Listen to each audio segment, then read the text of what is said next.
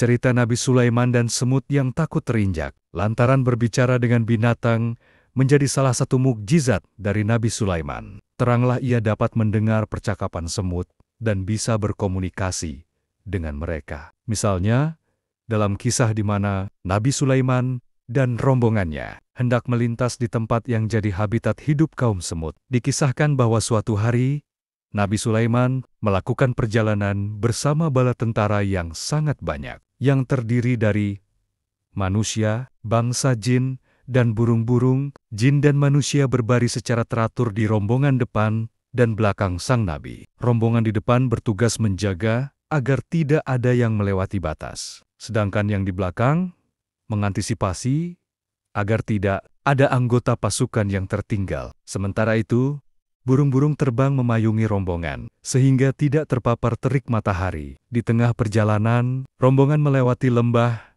yang rupanya dihuni oleh banyak sekali semut. Pemimpin semut, Jirsan, yang berasal dari Bani Sishiban, kemudian berkata pada semut-semut yang lain, supaya berlindung di sarang masing-masing. Berkatalah semut tersebut seperti yang tertera dalam surah An-Naml ayat 18. Berbunyi, "Hai semut-semut, masuklah ke dalam sarang-sarangmu, agar kamu tidak diinjak oleh Sulaiman dan tentaranya." Sedangkan mereka tidak menyadari, tak disangka, perkataan pimpinan semut itu didengar oleh Nabi Sulaiman. Ia sempat tertawa, tetapi kemudian mengucap syukur kepada Allah yang memberinya kemampuan istimewa, dapat mengerti bahasa binatang dan mendengarnya walau dari jarak yang jauh. Seketika itu, ia pun berdoa, "Ya Tuhanku, berilah aku ilham untuk tetap mensyukuri nikmat-Mu yang telah Engkau anugerahkan kepadaku dan kepada dua orang, ibu bapakku,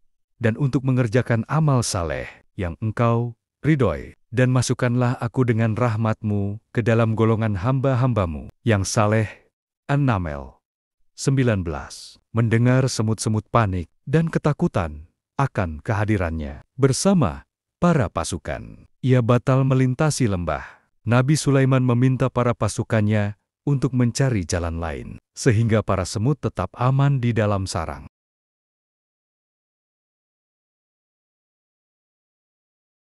Cerita berikutnya tentang Nabi Sulaiman dan semut ada hubungannya dengan sebutir biji gandum, yaitu di mana pada suatu hari sang Nabi bertanya pada seekor semut mengenai seberapa banyak makanan yang didapatkannya dalam 1 tahun. "Wahai semut, berapa banyak engkau memperoleh rezeki dari Allah dalam jangka 1 tahun?" Tanya Sulaiman.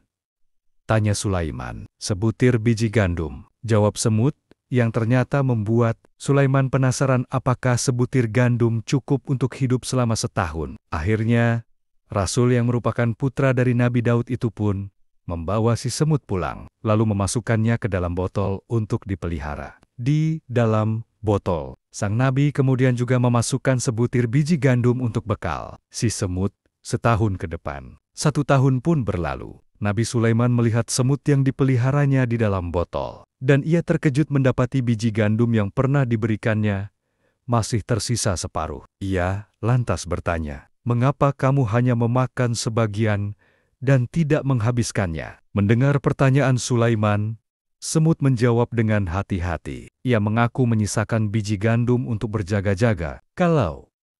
Kalau Sulaiman melupakannya, hal ini menunjukkan bahwa si semut tidak ingin bergantung kepada manusia, melainkan hanya kepada Allah. "Selama ini aku bertawakal kepada Allah.